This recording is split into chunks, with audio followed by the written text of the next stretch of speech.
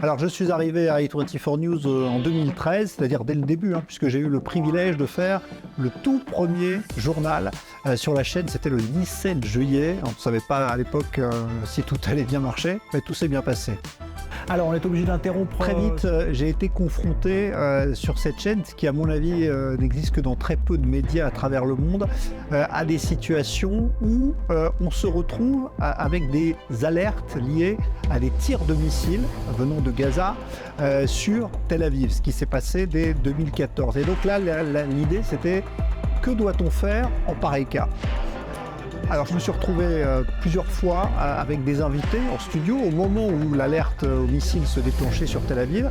Et là, immédiatement, on a eu cette réaction de se dire on ne peut pas laisser l'antenne et ne pas faire vivre aux gens qui nous regardent ce que vivent les habitants de Tel Aviv. Donc on avait décidé très vite de rester en studio, même si l'alerte se déclenchait.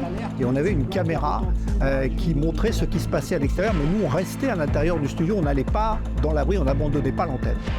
Là où la situation devenait plus compliquée, c'est lorsqu'on se retrouvait sur le terrain, c'est-à-dire qu'on allait à la frontière finalement avec Gaza, dans une ville comme Ashkelon par exemple. Là, en direct. Alerte, donc Voilà. vous allez vous lever, on va rejoindre l'abri.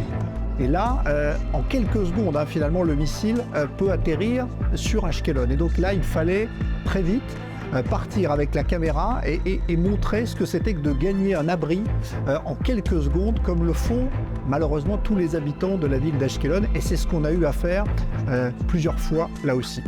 Alors c'est vrai que ce sont des expériences quand même très particulières à vivre en tant que journaliste.